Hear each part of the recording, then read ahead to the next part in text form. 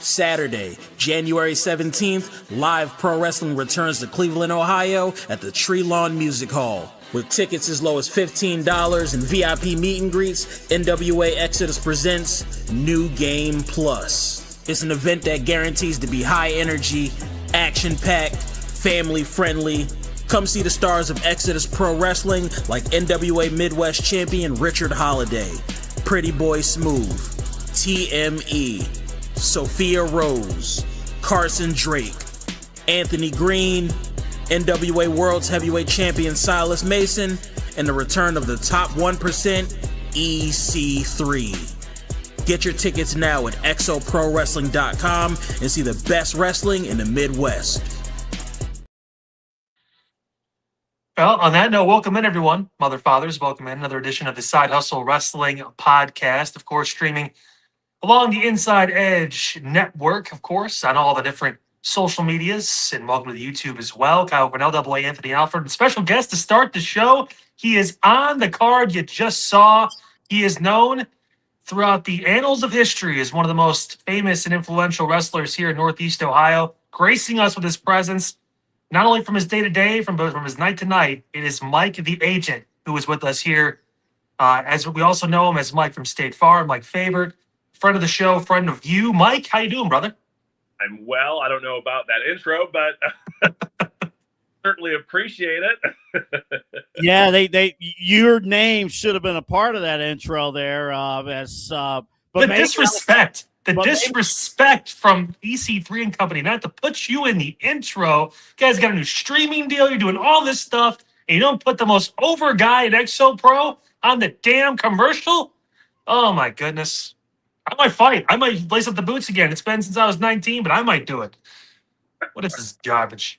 I appreciate your defense, but no, I'm humbled and honored to even be on that card. So I'm looking forward to a fun night on Saturday night. No, it's going to be fun, and definitely we got a lot to get to, because it's a pretty. As you start to get to it, it's a pretty loaded card on Saturday, which we'll talk about in just a few moments. But let's start with your day job. Of course, you are Mike Fabert from State Farm, and as I look at the weather outside, I said to myself, we're staying in. We were supposed to meet in studio together, but the snow said, no, not today. Yeah, it'd be very uninsurance agency of me to have driven across town and asked you guys to do the same. No point in being on the roads today. It was not fun. I did have to go out for a little bit.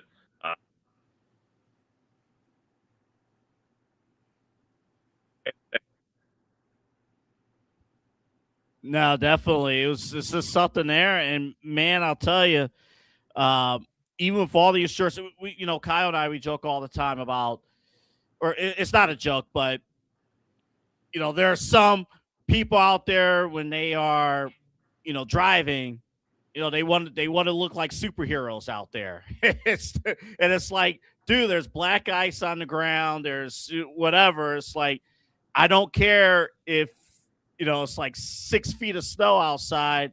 If you ride my behind and I'm driving the speed limit, we're not going to drive any faster. I actually, because I sometimes I just have to catch a jerk.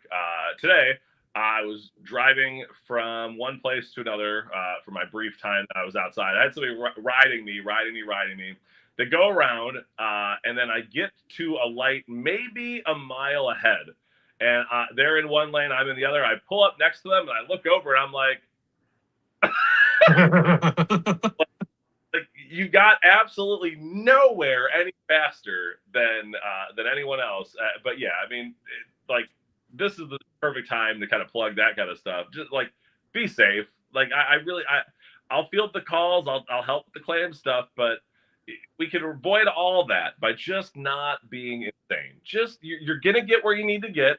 Getting there 38 seconds sooner is not going to be the difference between some unbelievable event happening positively for you or it not happening. So just be calm, be safe, get where you want to get, enjoy another day, enjoy Saturday, be alive for Saturday, specifically Saturday.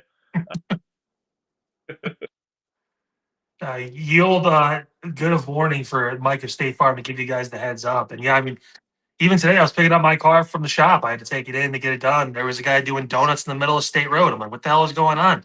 Like, I don't know if you just testing out the tread in his tires, seeing if it was still icy or not out there, but there was snow on the ground and he was being ridiculous. So it's obviously something you need to look out for. And Mike obviously can help you on the back end of that if things do, go the wrong way. Hopefully they don't, but if they do, it's why you're there to make sure that, God forbid, something like that does happen. Hey, I got your back. We're going to make this as smooth as possible for you and hopefully make sure you're protected in case of the worst case scenario. Yeah, that's what we do. We're here. I mean, that's the point of insurance. We got to take care of you when you need us the most. I'm going to deal with you on hopefully some of your better days, but I'm also going to be there on those worst days and try to make those at least a little bit better.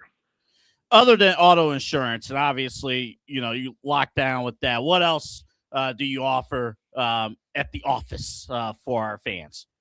Whole gamut.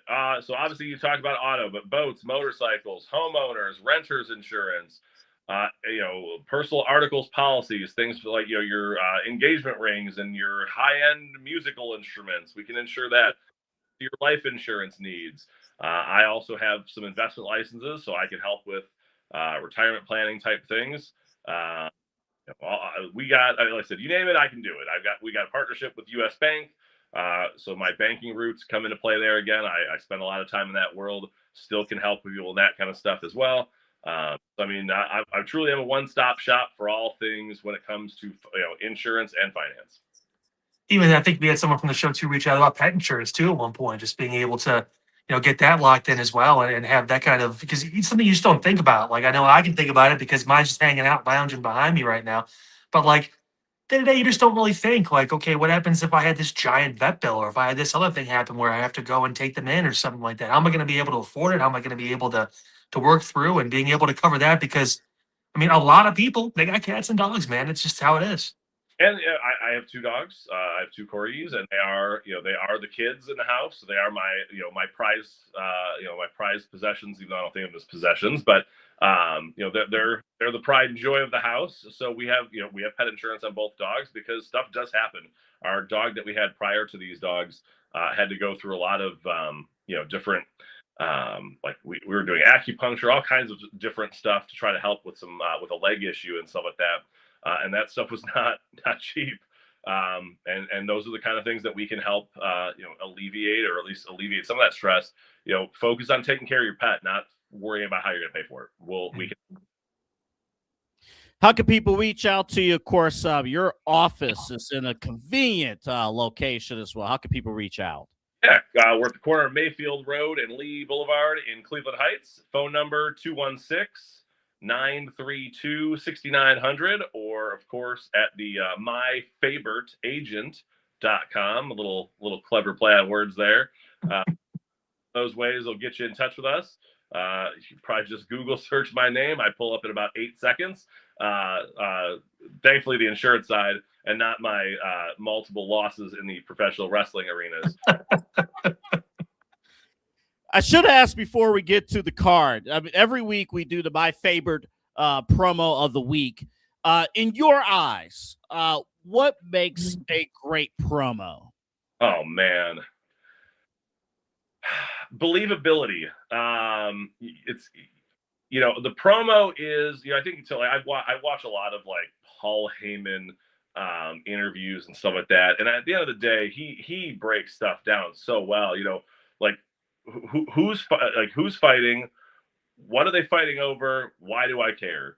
Promo, the promos, that's what you're doing. You're just me showing up to a ring and saying I challenge you is not necessarily gonna that doesn't give people a reason to buy that. Those promos, those moments of reality that sneak into this world, that's what they're just so important to that whole process of getting people to want to be part of this, want to pay their money, their hard-earned money, to sit and whether it be on TV, rather in person, to be there, to be invested, to care, to cheer, to chant. Those are the bread and butter of all that. Without that, it's just two dudes, women in a ring, rolling around. Somebody wins, somebody loses, and we go home.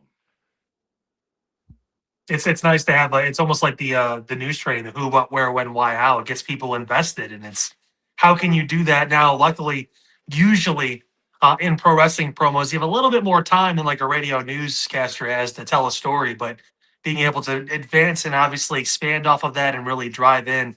I mean, I'd honestly say it. You see a lot of that in Exo Pro too. A lot of people just taking the bull by the horns and being able to go out there and just command attention. It's why so many of the stars either have gotten contracts through NWA or on the radar for AEW and even WWE.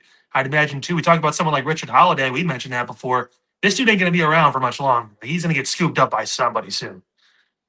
If there is, I mean, if there's an easy thing to plug, if you were saying, hey, give me one thing to sell this show, come see Richard Holiday or Dick Vacation. Who's going to show up? But that it just shows you how much promos and that type of stuff matters, because again, he's a talented wrestler, not the as far as a person, in the ring, maybe not every favorite person, but super talented individual. But what he's done to elevate his game in all his promos and all the different, I mean, I digest a lot of that stuff. The one where him and his opponent were in like a CVS cut. I mean, I could just imagine being a random human being in CVS at that moment, seeing that and being like, are they about to like throw down in CVS?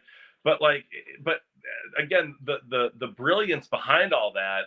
I mean, what I said, say what you want about him in the ring and kind of some of the personas that he has, but as far as the professional wrestler that is Richard Holiday, I mean, show me somebody better. Show me somebody that's doing it better today. I'd love to see it.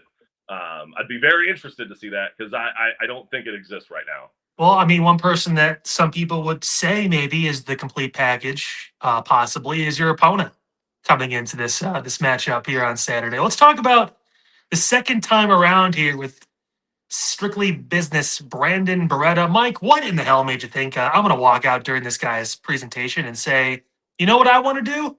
Wrestle you again. There's a couple parts to this. Since our match, he's made 2 points about that match, and he's had two completely different perspectives. On one hand, he has acted as if being in the ring with me was an insult to who he is, what he does, and where he's at in his career. Which, yeah, I mean, I took that personally, to steal the Michael Jordan line. And the second part that I seen from that is that he, like, when he tout that, he beat me, it was, I'm now in line for an NWA Midwest heavyweight championship match, which are two very conflicting attitudes to have. Either I'm an insult or I'm a proving ground. I'm not, so kind of my thought process was, let's find out which one it was. Let's walk out there and see what his attitude was about it. And obviously we got it. I got it across my face. It was pretty clear with a cheap shot that he was more than willing to do it again. And quite honestly, so am I. I felt I held my own. I felt like there were some opportunities there that I missed. And I think with a little bit more time, and I've studied some more of his film, I feel like I'm onto something. What do you think about his business plan? It's just that freaking whiteboard. I'm sure you're sick of it at this point. The whole, raise the board, lower the board. You're just a bullet point, it seems like, in his PowerPoint plan for success. Are you sick of it at this point? Yes. I mean, as one businessman who's written a business plan or two in my day, I understand where he's coming from, but I take it personal. Like I said, I just hate to say that again, but and sound like I'm just echoing what I said before, but I take this personally. I mean, I'm a businessman. I've been there, done that. A little different than in the squared circle, but to parade around and act like you're the top businessman of Exodus Pro, I mean, there are going to be some people who are going to disagree, and I'm one of them. Before the show, I mentioned like what you would kind of give as far as a suit for the or even the card, because we talked about the card. You said this card is a king or a queen. It's pretty high up there. kind of staying more off the off-beaten path here about thinking about your opponent. Is there a day of the week that you would like think about when it comes to him that kind of stands out? You know, everyone loves Friday. We love it's the weekend. You know, Sunday right now because there's football. Everyone's excited. I mean, is there a certain day that kind of stands out to you when you think Brandon Beretta? I think this day that ends in Y. Tell me. The absolute most brilliant thing I could come up with today. Brandon Beretta is the human personification of Tuesday. He is boring. There is nothing happening. Same thing every week. You're far enough from the past weekend that it's a distant memory. The following weekend is nowhere close. There's no hope. There's no nothing. Enter Brandon Beretta. That is, he is of Tuesday. You know what I've learned too, you know, when you become an adult, you really realize Tuesdays are worse than Mondays. Because at least with Monday, you know, you walk in, it's like, you know what, I'm gonna dominate the week, and then the rest of the day happens. But then like Tuesday feels like a Monday without the hype and excitement of the week. Yeah, you can't even say like Wednesday you're halfway there, Thursday you're right next to Friday, Friday's Friday, weekend's the weekend. Tuesday's really one of those days where you're just like, man, this kind of sucks. Is the weekday abyss. There is. When have you called one of your friends like, hey, you want to do something? It's Tuesday night. Let's go do something. You got like not a chance on planet Earth that you're thinking. I can't tell you how many times I've seen like, oh, this band's in town. Oh, it's a Tuesday night. I don't need to go to that show. Wednesday, a Thursday, even a Monday, I might justify it. But you look at Tuesday, and you're just like, yeah, I'm out. And that's Brandon Beretta. Well, you're the human embodiment of Saturday night, so we're excited for that to be on Saturday night too. Of course, New Game Plus. The VIP is sold out. You can get tickets still for general admission. Standing room is going to be available, I'd imagine, as well. But that's going to be going quick too because this is a jam-packed show. So many matches on the card, Mike, over at the Treelawn. Anything else standing out to you on the card? We only mentioned Richard Holiday going to be defending the NWA Midwest Championship. There's going to be the NWA World Title back on the card. That's going to be fun to see that title back here at XO Pro, as well as EC3 making his return. Carson Drake injured him a while back. He's finally getting back in the ring, going to get some revenge, hopefully, on Carson this week. Anything else? You've got some friends on the card, too. What else is going on? There's loaded with friends. But yeah, first off, got to touch on the it's not just EC3. It's the top 1% EC3. We get we get maybe a call to the past. So I'm excited to see what that means and what that means for Carson Drake, who is, you know, pretty tough person to like when you think of all the things, antics. I'm really excited for my friends MBLJ, my good buddies, my drinking friends on more than one occasion. Excited to see if they can get their names back at the top of the list for another shot at TME. Tag title match, TME and Shot to the Heart should be a lot of fun. My guy Cowpoke Paul's got a big one with my God, my brain just turned off. Is it Alex Taylor, I believe it is, from the Southern City. So I mean, as I said, Silas Mason bringing the NWA title back to the show for this time in 2 years or something like that. Yeah. Against Anthony Green, which obviously he had a very interesting end to the last show. So there's I find myself saying this before every show, and I look at these cards, and I'm like, these are insanely stacked cards. And then the show happens, and I'm at the end of the show, I'm hanging out talking to fans and stuff, and I'm just like, I don't know how we're topping this one. And this is another one of those shows.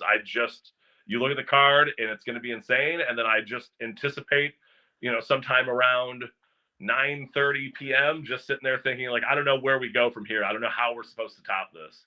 And then there's this match. And that's part of this too. I got to take a second and be humble. It's an absolute honor to be even on this card. We've got some unbelievable ladies matches. Sophia Rose makes her debut. It's just going to be insane. And to be involved in this type of show and this type of card, I cannot emphasize how wild that is to me. So I'm looking forward to it. My last question, because again, what makes this partnership unique was that from show number 1 at Exodus, I mean, we saw your sign, the State Farm, and it's like, oh my goodness, you wrestle, and now to actually see this. But for somebody out there listening here locally in Cleveland who, they've never been to an Exodus Pro Wrestling show before, or it's been a minute since they've been to an Exodus Pro Wrestling show, what makes you guys as a group, as a show, stand out above the competition? Yeah, there are so many things I can point to, but the quickest and easiest one to point to is, and this is just the behind the scenes side of it, is you got a locker room full of dudes and ladies that genuinely care about this promotion, each other. Take away the in-ring persona. I'm not gonna spoil any trade secrets and that, but some of these people that are in that locker room are some of the most unbelievably thoughtful, caring, wanting to give back, wanting to contribute, wanting to be part of the team people that I've ever met. You hear the stories in this industry all the time of, just backdoor BS and, trash promoters, trash wrestlers trying to, advance themselves, do whatever they can at the expense of anyone they can. And it is the total opposite at Exodus Pro. What the culture that EC3 is building, along with the rest of the office and the rest of the leadership of Exodus Pro, it's really, really special, and that bleeds right into the product. I mean, you have to, like, if you don't know much about pro wrestling and show up to a show, I can quote friends who have brought friends that are into pro wrestling, come see me, come support the product, who bring a sister, a friend, whatever, and now they're hooked. They're showing up to every show. I got to point to, like I said, that culture, that talent. People are bringing that A game every time, because it's not about just them. It's about the whole product, and everybody wants this to succeed, wants to be part of something successful.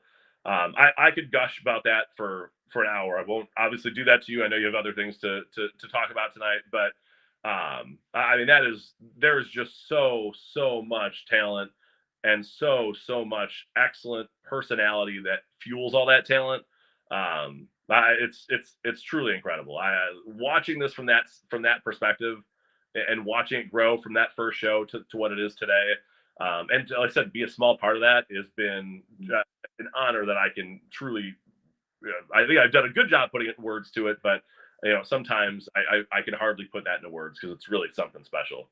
Well, speaking of an honor, Mike, it's always an honor to have you on the podcast with us, man. Appreciate you taking time out of your schedule to stop by via Zoom and give us this chat ahead of your match. Of course, this coming Saturday against Strictly Business, Brandon Beretta. Mike the Agent going to try and pick up that first big win on a one-on-one matchup, man. It's going to be fun. We're excited to see it. Of course, don't forget, folks, you can still get your tickets on AAA. We'll throw the link in once we get this re-uploaded, of course, through on the YouTube, as well as anywhere on social media. Just search XO Pro Wrestling, and you'll be able to find a link to get your tickets before they all sell out. VIP's already gone, man. It's going fast. People are excited for the show.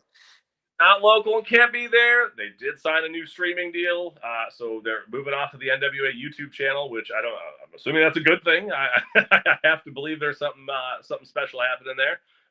So be on the lookout for that, and support us one way or another. We'll appreciate it a million times more than you can imagine. So hope to either see you or hear you there. Yeah, that's right. Actually, it was a Studio One Sports. That's the YouTube there. So definitely check them out. Mike, appreciate it. Again, 5:05, the doors open. The Treelawn, 6:05, the show starts. So you need to be there. Actually, you need to be there when the doors open at 5:05. Get there. Get your seats. It's a great time. To watch me end Brandon Beretta's business plan, then you should be there early. He's got the blueprint to end it. Let's see it happen, baby. All right. Thank you, Mike. Hey, guys.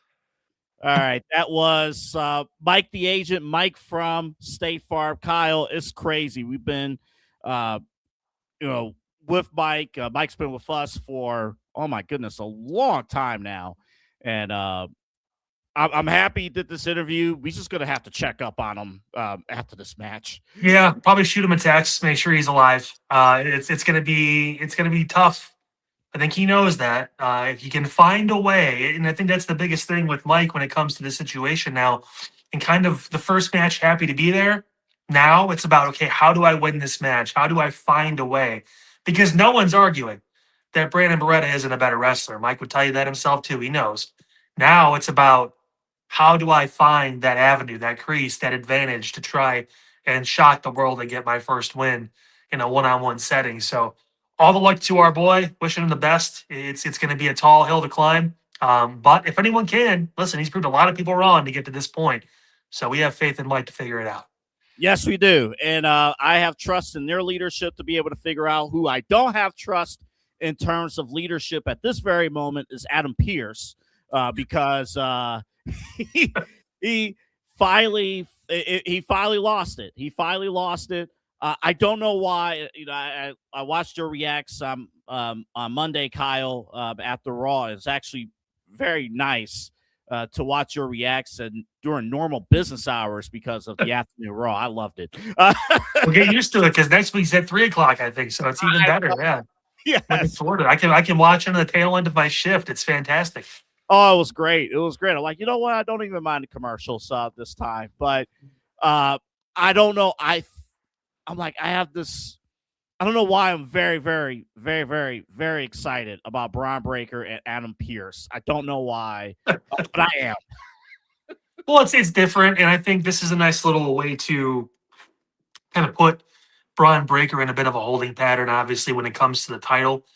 WWE is in a very interesting spot. We kind of touched on this a little bit last week now, too, but I think it goes even further with the booking we've seen now through Raw, where I have no clue what the hell is going to happen with either of these titles. We don't know what. I mean, I made that WrestleMania card, before the end of the year, and I may have to rip it up because this is going to be just drastically different. The Royal Rumble now is obviously in weird jeopardy because it seems like Cody and Roman may not be the plan anymore. So Roman may not be penciled in to win that Royal Rumble because I don't think Punk and Roman is a match they really care about and want to see. I think they want to see Cody and Roman at some point. But I honestly, right now, man, it's this adds a wrinkle to this, and Pearce spitting all over Bron Breakker is really fun. And then obviously my favorite part was Paul Heyman at the end, where he was like, "No, man, I mean, you touched him first." So he technically did. He touched him twice. He pulled him off twice. But Bron wasn't even on anybody at that point, and he was grabbing him and turning him around and trying to yell at him essentially. So, I mean, Paul's got it in. We know the guy's got legal counsel, so he's definitely got a consigliere or something somewhere to be able to take care of that. So, maybe that's we're going to sue to get Braun number 30 in the Rumble. I don't know. Maybe there's a way you can, tie in that story for a favor for him or for the Vision or something like that. I have no clue. But as far as I'm concerned, this whole fucking company's wide open right now, especially with Oba. We don't know where he's going. Trick is just calling out legends on SmackDown like it's no one's business. Melo's having banger matches for the U.S. title. I mean, the future, we talked so much shit about they're not utilizing young talent and these guys aren't getting opportunities and this isn't happening. And now we look kind of dumb as far as technically the champions are both 40, but like the people that are right next to them that are about to take it from them are not. Like, this is WWE reloading for the next 10 to 15 years with a bunch of talented guys and girls that can run the ship. I mean, shit. You're 100% right. It feels like, and if you watch NXT, you got the backside of it. Like, you got to basically restart with like the Evolve people. So it's going to be a little tough on my end. But hey, Shawn Legacy's hilarious. If you watch his like stuff on Facebook and Instagram, he just does like that meme where it does that, and John Hamm's like dancing. It's every single one of his fucking videos he posts, to the point where Joe Hendry was commenting on it. Like, this is actually pretty fucking funny. That's amazing. And he's a good wrestler too. Shawn Legacy's a name to watch out for. He passes the name test. So I would like to see Shawn legacy at WrestleMania someday. Like that does sound intriguing to me. So hey, sometimes you gotta start over a little bit. There's still some sprinkled in. You got Ricky Saints and some guys in there. They're still hanging out for a little bit, but I mean they've got the pipeline now, and they've got the TNA pipeline too. Of hey, if you guys are done there, your contract's up, can't afford you, come on over here, we'll take you. So, yeah, and we'll talk TNA at the end of this hour because they're going to debut on AMC coming up at 9:00. Let me do a little quick social experiment since we are on live. If anybody's if you have a name that you think in your mind for those watching, this person has to win the Royal Rumble. Put that in the comments. I want to see some of the names that some of our viewers are thinking that has to win the Royal Rumble. Maybe get some ideas.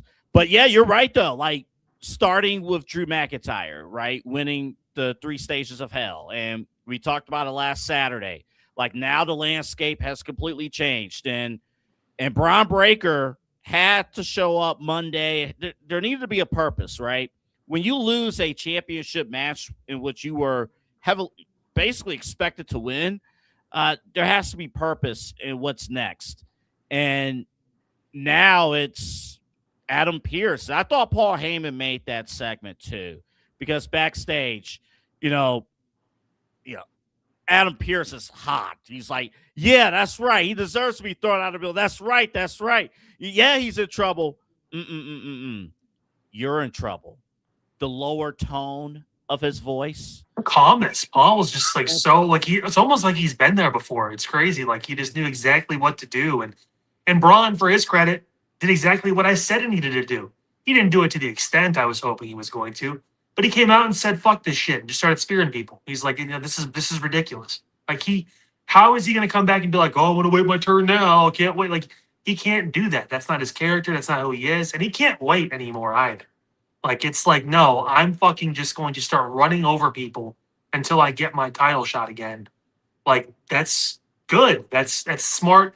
It makes sense. Sensical booking is what's going to keep people invested in some of the younger talent if they're not going to get the title yet.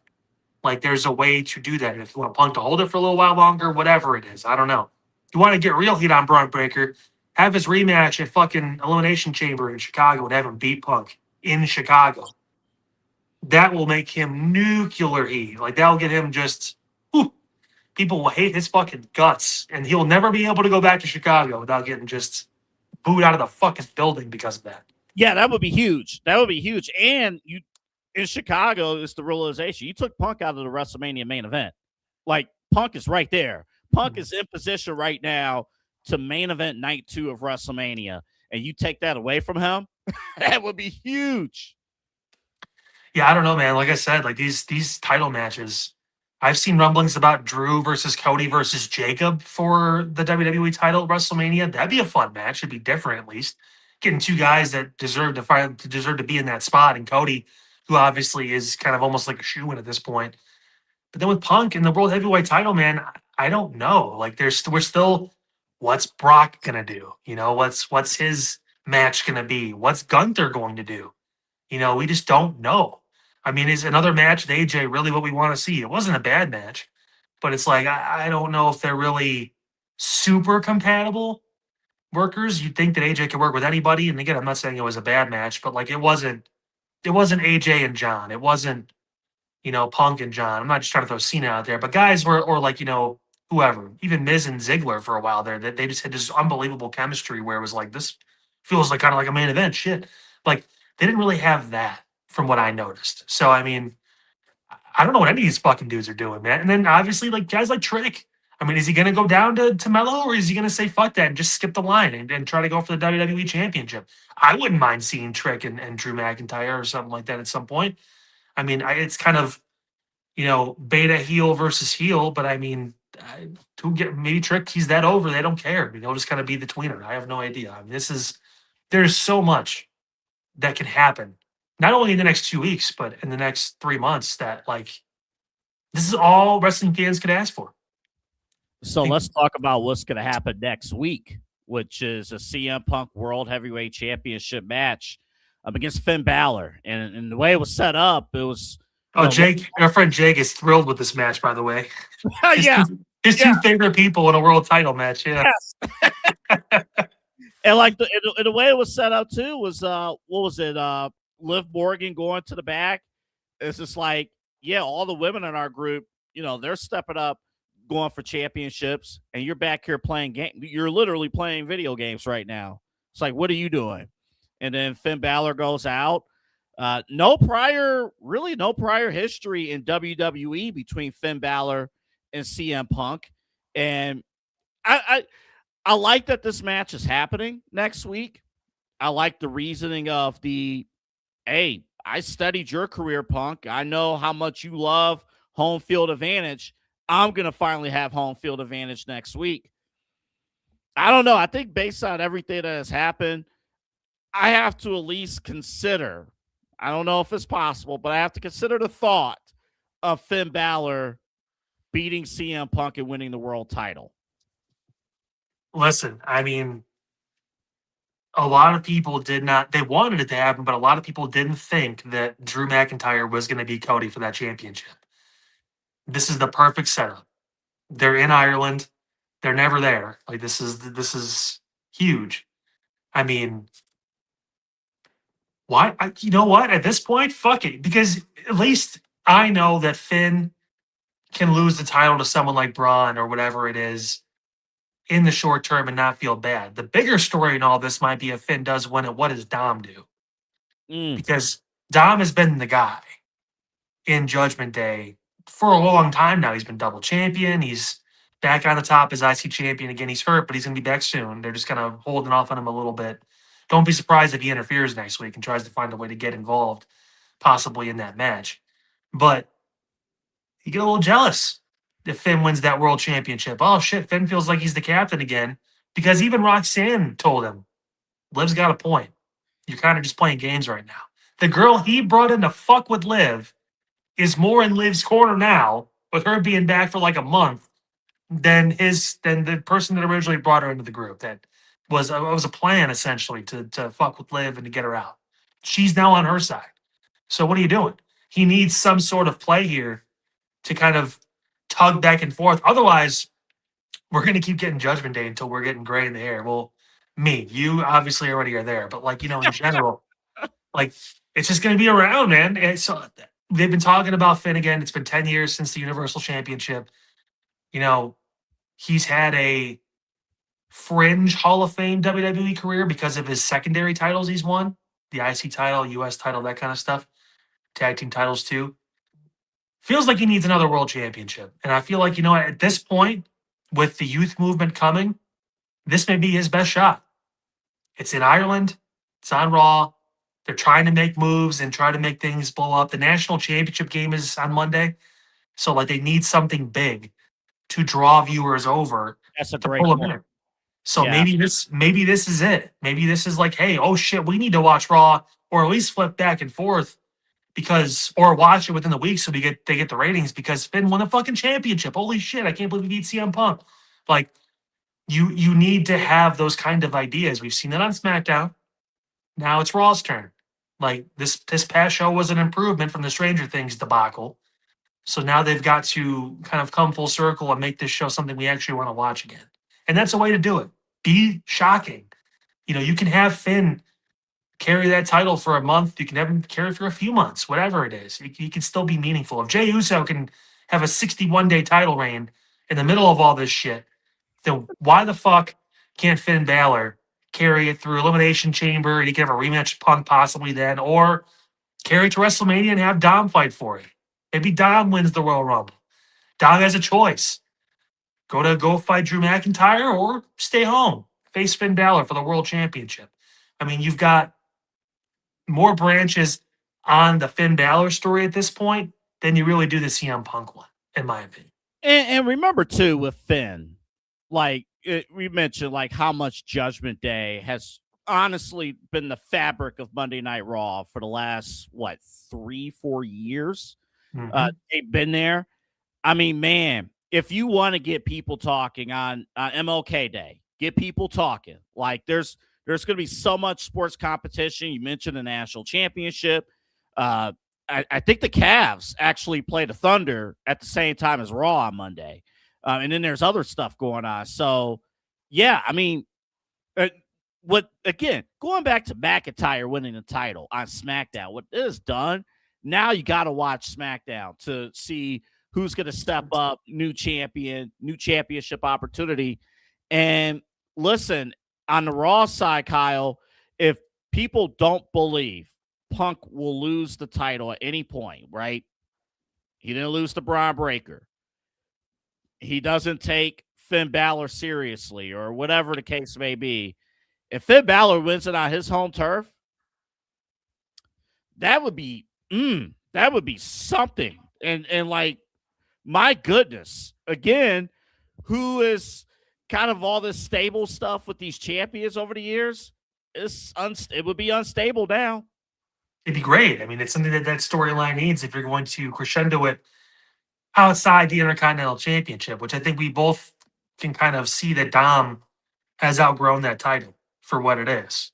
He's ready to be in the main event conversation because of how over he is with the crowd, the cheers. They're going to lose their shit if he shows up on Monday. Like, it's going to be huge.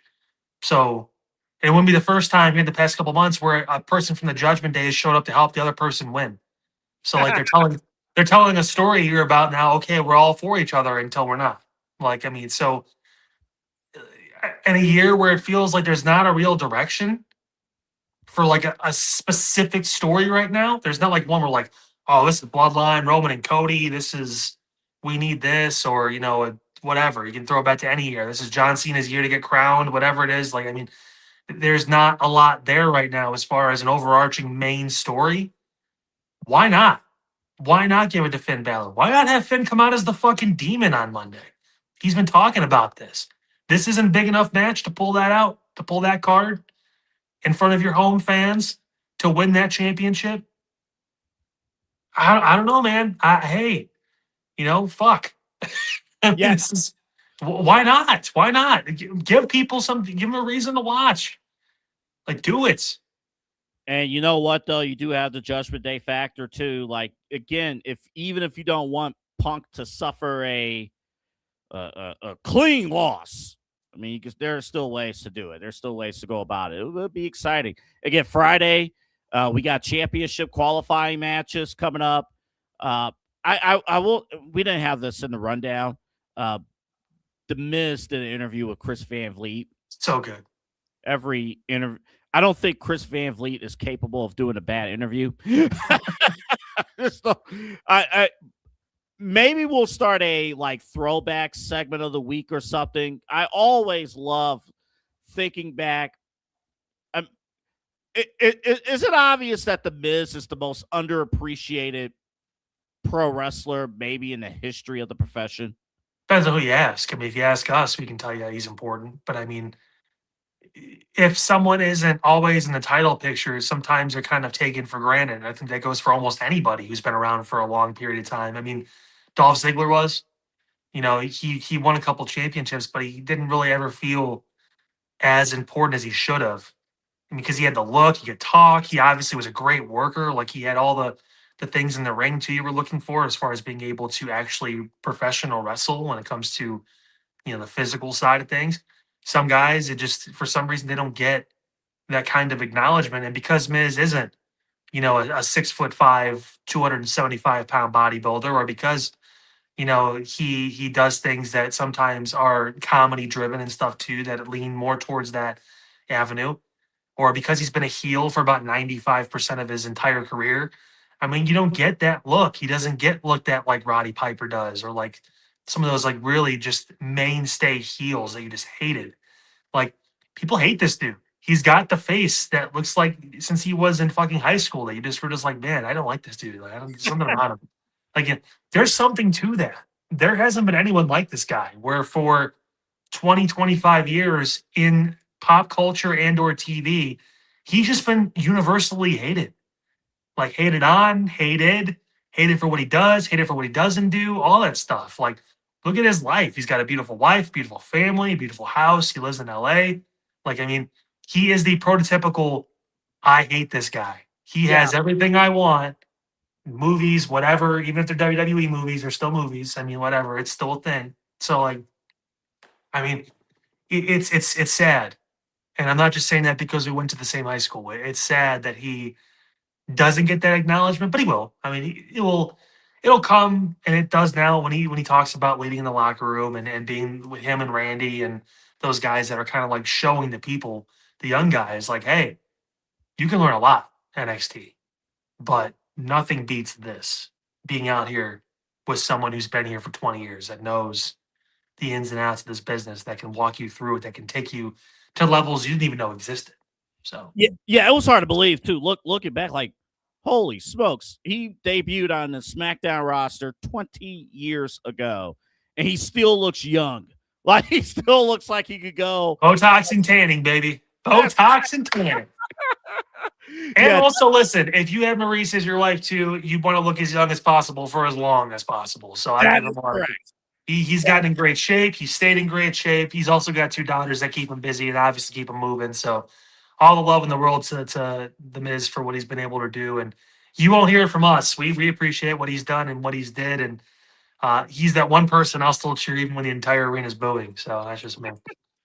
Yeah, his if you get a chance to check it out, 2 stories that stand out. Of course, him main eventing WrestleMania 27.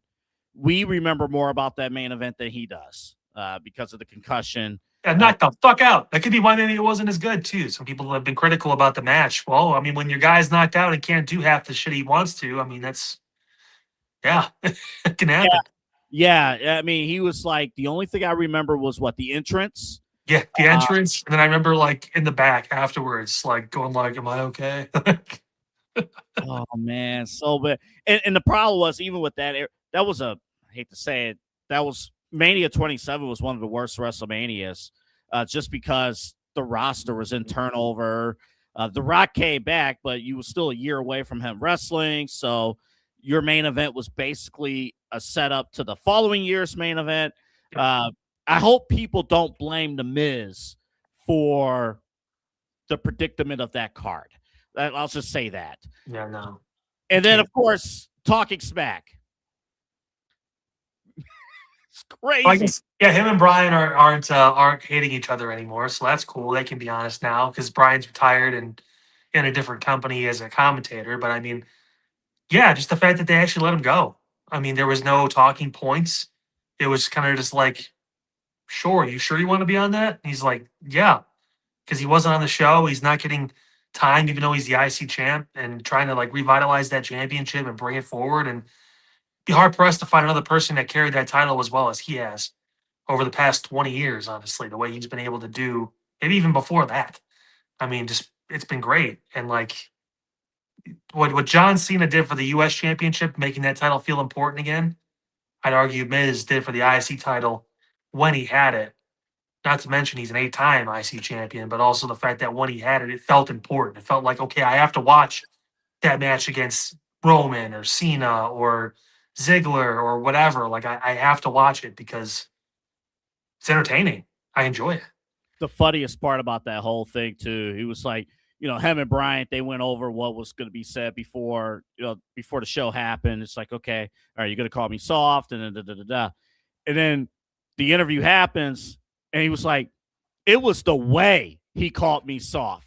Like, it wasn't the fact that he said it. I was expecting it was the Daniel Bryan, the way he said it, like he meant it, like it was just it ticked me. Like, I thought he was going to punch me in the face, and then he walked away. Like, can you imagine getting ready for a fight and then, he's walking away, and then he's like, I'm heated, but I can't turn to Renee and yell at her. I can't turn to my wife and yell at her. There's a camera. Don't you walk away from me, Brian. Don't you walk away from me. And he even said, like, yeah, this is that. I felt it was not a great promo because I felt like I was slurring my words. But he's like, I was genuinely mad. Like, I was very angry. And, like, I couldn't even, like, he's like, I blacked out. Mm-hmm. Like, I just couldn't even control it. Don't remember, like, everything I said in there, too. I watched it back, and I was like, oof. But some of his best stuff. Yeah, a lot of his best stuff, and we definitely enjoyed it. All right, we got a little bit more show to go. When we come back, of course, we're going to TNA They're going to debut tonight on AMC. This is a big night. I dare to say, I mean, it's one show, but literally this could be make or break for that company. So we'll talk about that. Up next, there is a free agent that we want to dive into. This person is expected to sign with WWE. You know him as Powerhouse Hobbs. If he goes to WWE, he'll probably have a new name because that's what they do. Which is fine. First name Powerhouse, last name Hobbs. He can get a new name. Yeah.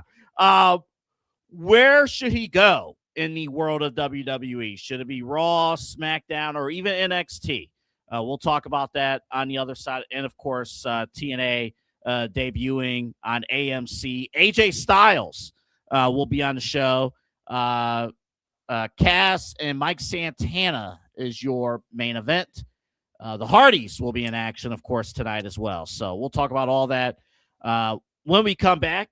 But first, you heard him earlier in the show. You're going to hear him here, Mike from State Farm. And this will probably be the last time we play this particular commercial because we'll have a new updated one because that's what Kyle requested. You'll see why when this commercial airs. You did. Yep.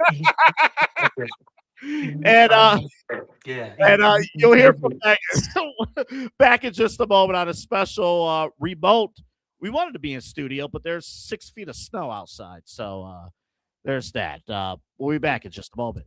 What should fans who might be watching you here in Cleveland for the first time, hey, they look you up on the website, on the app, they call you, what should they expect? Yeah, I mean, first off, between me and my team, you're going to get one of us. If you want to deal directly with the man, you're more than welcome to. I don't mind. I love working with customers because I look at it this way. I have a lot of good life experience financially. I said 12 years of banking. I've got now 2.5 years of insurance. I have a lot of money and just kind of life and financial stuff knowledge. So, that's what I look to do is to truly help people, get from that point A to point B financially. It's not about just, saving money on auto insurance, sure. But if I can kind of turn that into a better discussion, really help people understand what actually insurance does, why it's important, because it's not a tangible. I joke when I leave that I lock the office door so no one steals all the insurance, but there's not just insurance laying around. So there's just it's kind of a mystery kind of component in people's lives that they think is a scam and all the different things you hear. It's not. It can feel like it sometimes. I'm not even going to say that it doesn't, but if you understand how it works and understand and have a person who you can go to help with those kind of situations, that's what we're here to do. That's what my team's here to do. That's what I'm here to do. And that's what I take a lot of pride and have a lot of passion in, obviously, as you can probably tell. So, well, I know you said the joke, hey, we lock the door so no one steals the insurance, but it's Small business owners are superheroes, but nowadays running your business means doing so inside your shop and on social media. That's why you should make Omega Video Marketing your sidekick. With a decade of content creation experience, I create dynamic, informative, and fun videos for your specific social needs that will increase brand awareness, get you more followers, and keep your social pages and websites current and fresh. I offer flexible pricing and turn times and will work with you to understand your brand and your story. All of that comes from the heart. My award-winning expertise is just the cherry on top. So let's get connected. After all, your brand is the alpha and my expertise is the omega. So even if you're snowed in, buried deep in the snow, I watched kids earlier today struggle through the snow here at my yard. Omega Video Marketing, that doesn't stop just because of the snow. Yeah, you definitely still get kids coming over even when it snows, right? There are other apartments. Okay, not here. No. Okay. Hey, just wanted to double check. Wasn't sure if you're still doing that or not. So. Yeah, thanks. But Megan Gallagher, she has you covered. If you're a small business owner, if you're a content creator, want to get your word out, get your event out, winter, spring, summer, and fall, Megan has you covered. Yeah, beauty of having events all year round, as well as a chance to obviously get your business out there. Hey, it's the new year. It's 2026. What better way to start a year by reevaluating your game plan when it comes to reaching people here across Northeast Ohio? Meg can definitely do that for you and get you on the right path. Don't waste any more time. Talk to Meg. Get the job done. That's right. Megan RG, her email is meganrg440@gmail.com. That's meganrg440@gmail.com. She has you covered. All right. This guy right here, that's a beefy man. That's Powerhouse. Son of me. Hey, look, it's the newest member of the New Day. Yeah. Sorry, Grayson Waller. Hope you had fun. Yes. Finally, a storyline fulfilled. Don't you dare be sour. Clap for Powerhouse Hobbs and feel the power. Boy, that's a lot of meat there. Him and Big E are going to have a bench off. Oh, my goodness. Who's got bigger pecs? Well, the news was as of midnight this morning, Powerhouse Hobbs, who is 35 years old. Wow, he's that old. Oh, wow. Or he's 30. He was born in 91, so he's going to be 35 years old this year. Yeah.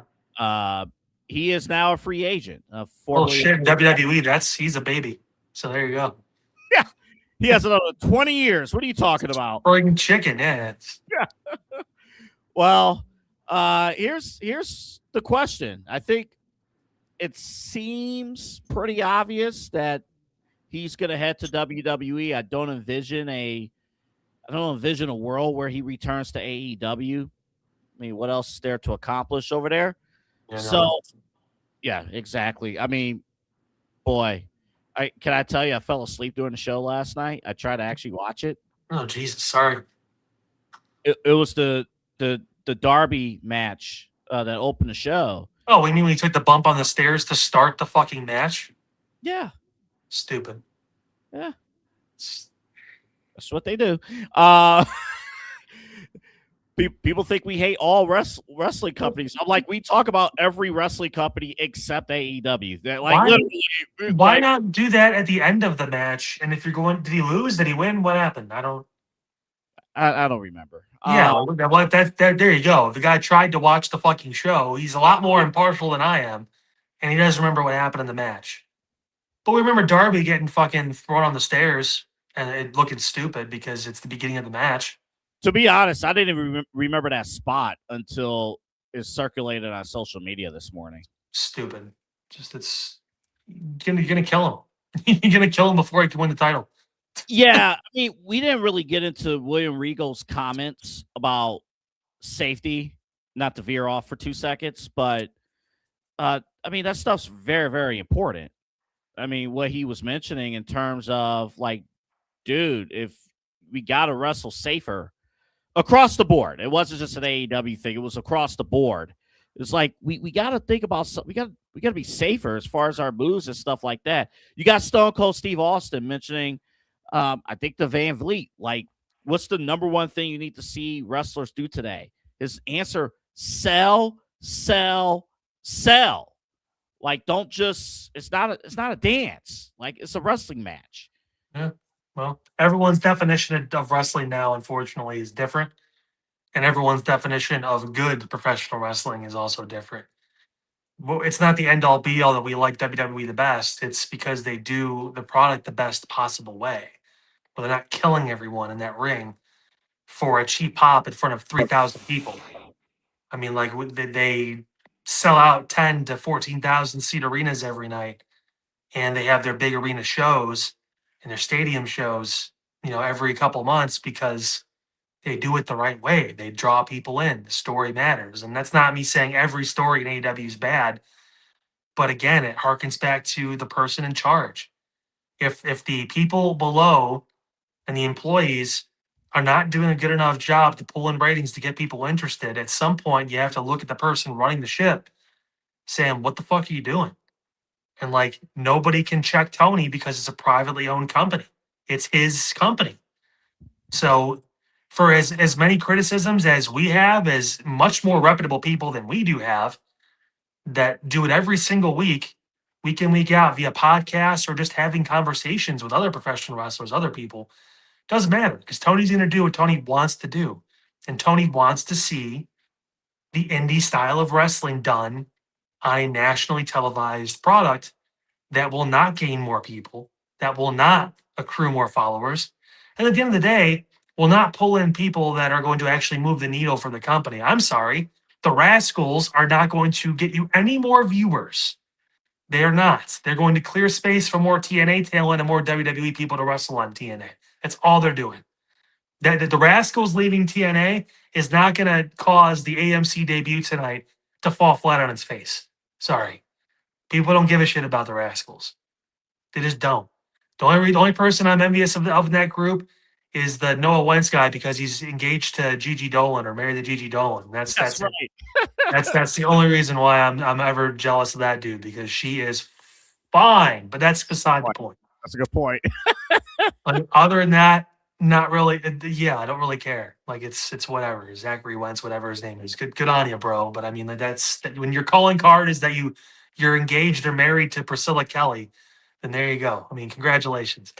Like it's full circle moment for Powerhouse Hobbs. He's obviously let the deal expire, didn't sign an extension.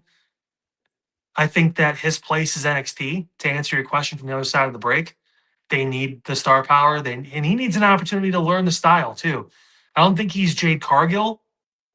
As far as like, we just need to put him down at the Performance Center for a few months, have him train, then he can be on the main roster. He's not that big of a star yet, but he could be built up as someone who I could see in that system in 2 years, Obafemi being champion and Powerhouse Hobbs walking up to Obafemi. If the booking is right, if he takes this and runs with it the way we see no reason why he can't, then who knows? I mean, shit, jury's out. And he's still young enough, 34, turning 35, whatever it is, 36, whatever, young enough to where he could still make that move and it wouldn't be too late. So, yeah, especially if it's a situation where if he just needs a year to learn the WWE style and it has to be in the Performance Center. Again, like we said, you got guys who are in their 40s that are still going. So, Hobbs, certainly it ain't too late for him to learn the NXT, learn the ropes through NXT. I think too, and we kind of saw with Blake Monroe a little bit, and anybody who has jumped from AEW to WWE, you got to learn the structured way of cutting promos. You just do. I mean, it's just, they're not going to allow you to just go out there and talk. Like I don't think it's like 100% scripted how it used to be with Vince McMahon, but you still got to hit your marks. Even the guys that we would consider to be really good at those. I consider Ethan Page to be really good at promos. I consider Ricky Saints to be really good at promos. They're still in NXT. Like it takes a little bit of time. Get the cadence down, get the timing down, learn the system, get a bit more of a following because AEW and NXT are close in ratings. So, I mean, like, you're going to be seeing about the same amount of people. So, I mean, shit, like it's about learning our system and still getting some exposure. And you have the ability to be a surprise call up or a surprise entrant in the Royal Rumble or whatever it is, something like that, to where you can kind of peak and valley a little bit and show your brand and come back down and still learn, as opposed to kind of just toiling away in a group where they're all dead to rights at this point, besides Hook anyway over there. So, I mean, like, it is what it is. And even Hook, who the fuck knows what's going to happen with him? So, who knows? I really don't care about I mean, like, the main event picture is very clear in AEW, and there's no room for anyone else. Like it's MJF, and then whoever they want to try to put him in there, he's going to drag along. So last week it was Bandito. Who gives a fuck? This week it's who knows? Are they going to Page, Swerve, Osprey, Omega are like the only names that will get anyone probably really excited over there, and then maybe Kyle Fletcher, but they're both heels, so probably not anytime soon. So, I mean, that's what it is. I will give you one counter argument about where Powerhouse Hobbs should go. I would actually, if it is NXT, I would not fight it. I think it's a great landing spot for all the reasons that you've mentioned. But let me present to you Hobbs debuting on SmackDown instead. Cabello Hayes still needs to do these open challenges. U.S. title. Wants somebody to go in there and just dominate. Mello. He loses the title in 45 seconds. monster heel, Powerhouse Hobbs. Now, this will be dependent on, you can't have Hobbs and Obafemi on the same show. This will be like Oba would have. I think they're gearing towards Oba being on SmackDown. Is what I'm getting an idea because of Drew, and that it feels like he's going there. So and in my mind, I had for weeks, and they could easily stick with this plan of Trick Williams eventually taking down Mello. The more I think about how they're positioning Trick Williams, to me, Trick is upper mid card right now. Yep.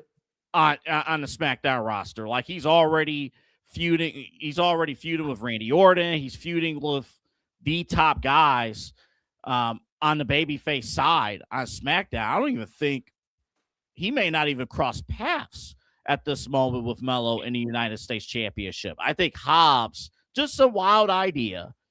Hobbs debuting, just crushing Mello in that mid-card United States Championship picture. I don't think that would be a bad idea.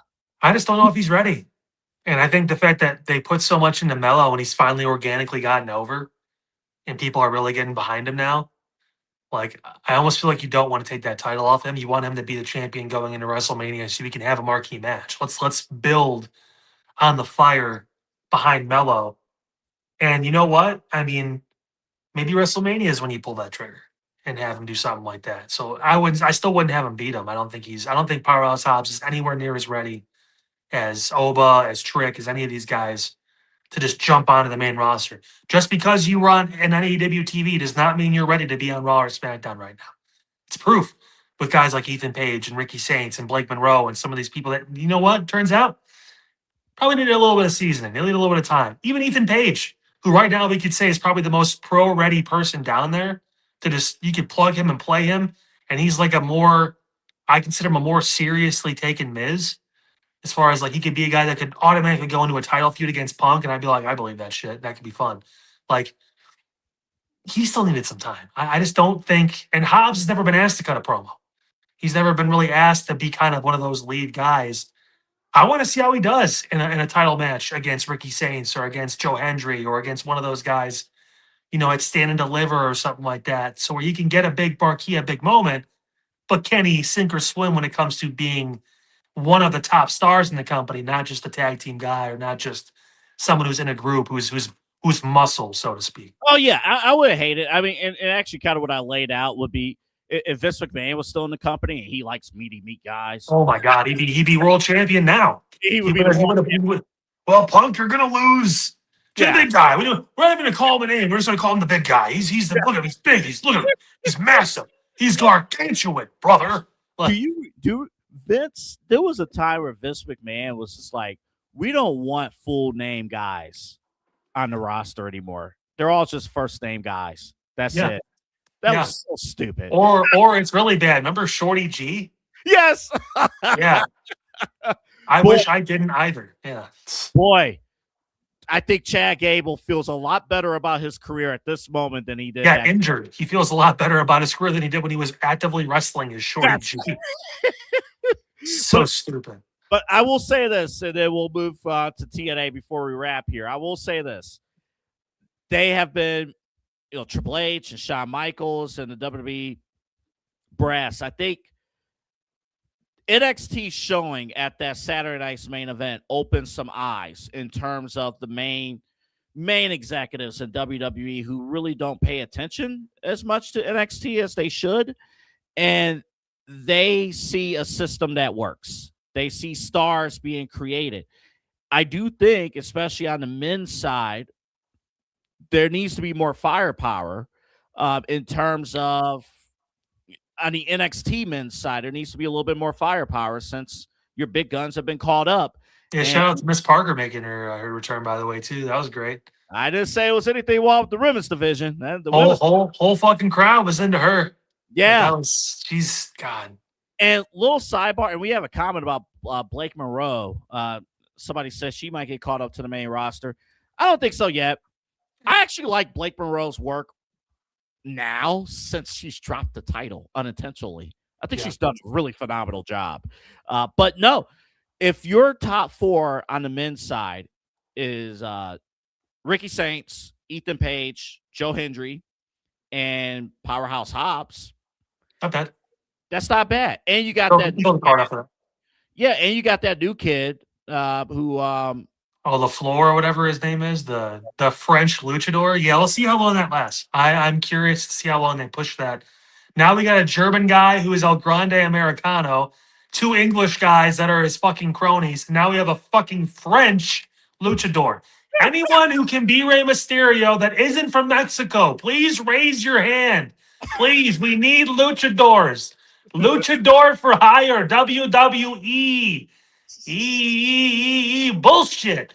It's so dumb. Like it's listen, he could be great. Take the fucking mask off. You got as much a reason to wear a mask as Excalibur does. Like, stop it. Like, you are not Latino. You're not part of the culture. I don't care who trained you that happened to be Latino. Like, dude, fuck you. Like, you know what? Shawn Michaels got trained by what's his face? Julio, whatever his fucking name was. And he's not wearing a fucking mask. Anyway, he grew up in El Paso. Shawn Michaels has more of a fucking reason to wear a mask than you do, El Florio, El fucking Constantino, whatever your stupid fucking name is. Like, dude, this is ridiculous. I hope it falls flat on its face. I hope Ethan Page puts his ass in the fucking dirt and he stops. The kid looks talented. Take the mask off. You're French. You're probably halfway decent looking. Take the fucking mask off.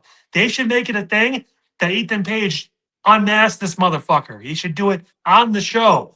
The quickest unmasking of a French luchador in the history of WWE. It's a graphic. It's a fucking graphic. Do it. Do it.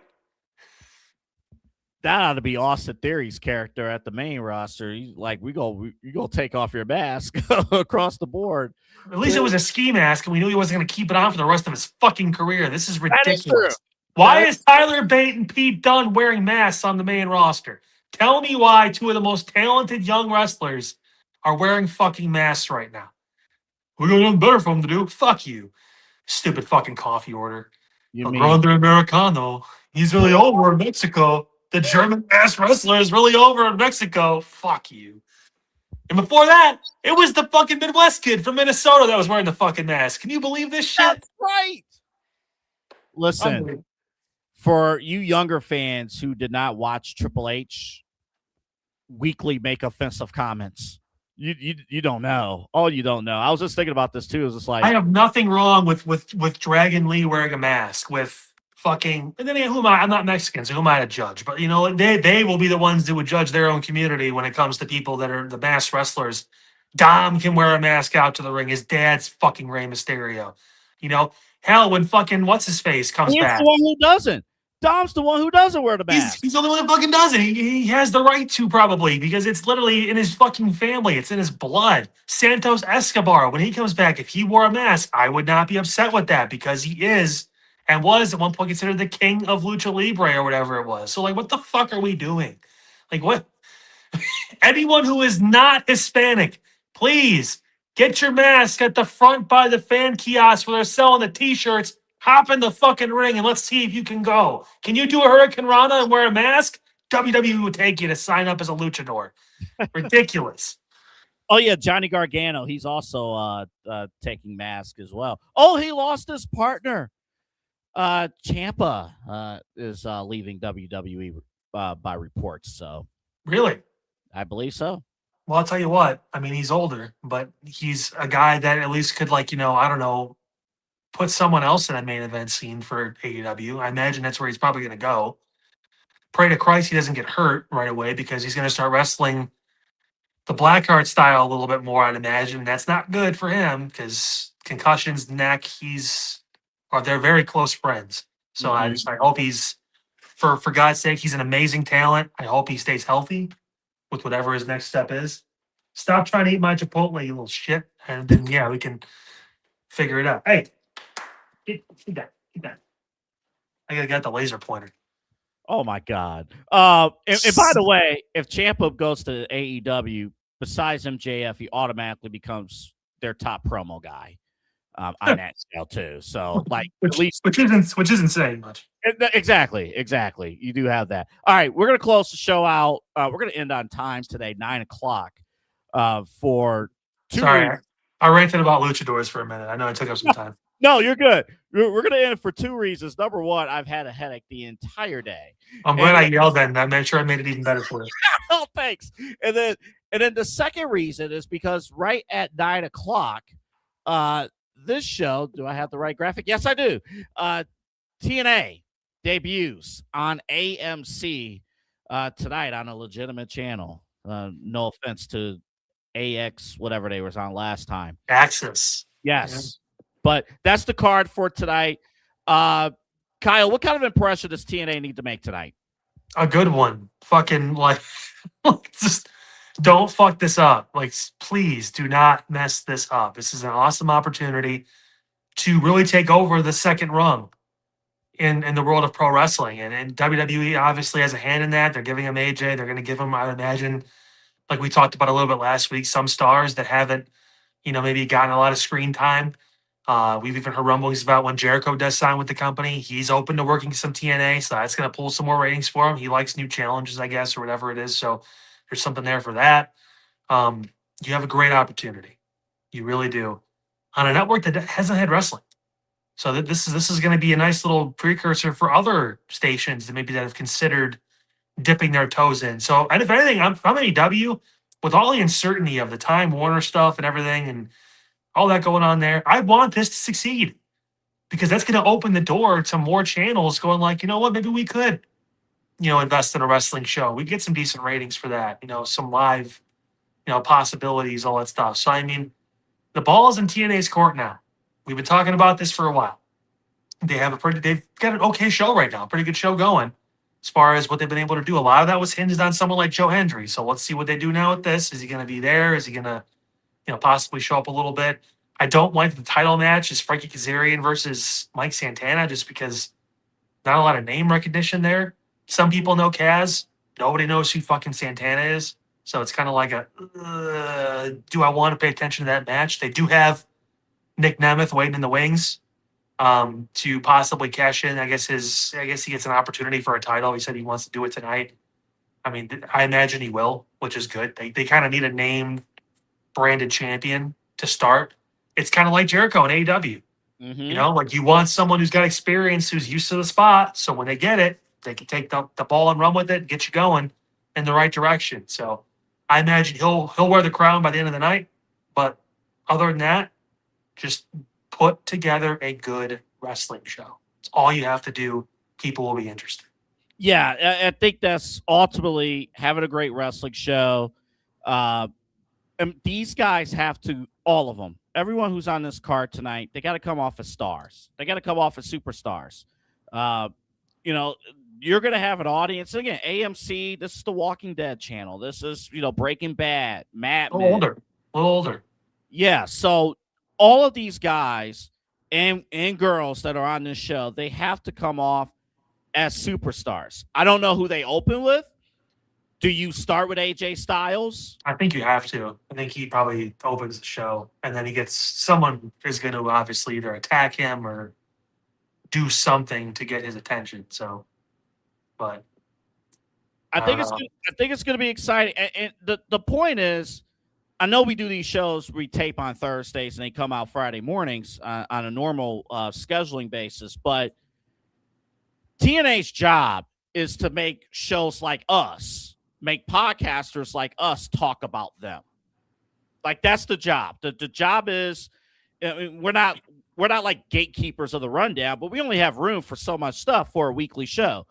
The job of TNA is to find their way in a positive manner to earn their way on our rundown and to gain viewers. And honestly, their goal should be to match or surpass AEW. That should be the goal. And I think they have an opportunity to at least do most of those things in year number one. But they can't stumble out of the gates here at this episode. They really can't. I mean, we're going to end the show right now because I actually want to sit down and watch and see how this all plays out. And hopefully we have something good to talk about. I'll stay tuned for the Anthony Reacts, the TNA's debut on AMC. Well, you know what? So here's my thing. All right, I'll give you this. I hate to do this. If the show is great, if I love it, if it's like, you know what, I got to tune in next week, I will do a reacts, and you'll see it on the YouTube. How about that? If you do not see a reacts, that tells you where I stand. Exactly. All Well, right. yeah. Go ahead, Kyle. Everyone, do yourself a favor. Go check it out. Go see for yourself. And if it's bad, turn that shit off. If it's great, good. We have another night of fucking wrestling now that we have to watch because it's just too good. So By the way, for those who are watching live, if you are an AEW fan and would like to do the AEW Dynamite reacts, reach out. Reach out. We ain't doing them. or But don't if you love AEW and want to do it, reach move out. out of your parents' basement. If you have an informed opinion about Mexican, never mind. Take your own fucking mask off and get a job. All right, guys, we're done. Mike from State Farm was on earlier. Check out Excess Pro Wrestling on Saturday in person from the Treelawn here in Cleveland. Doors open at 5:05. The show starts at 6:05, but you want to get there early for the dark match. And if you are not here in Cleveland or there's 3,000 feet of snow, I don't think there will be on Saturday. Studio One Sports, that's their new YouTube streaming. They'll be on the air at 6:05. Kyle and I, we will be back along with Pete in the studio a week from today to react. Perhaps, is Finn Balor going to win the world title?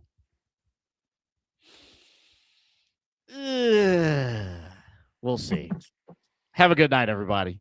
Peace, bitches.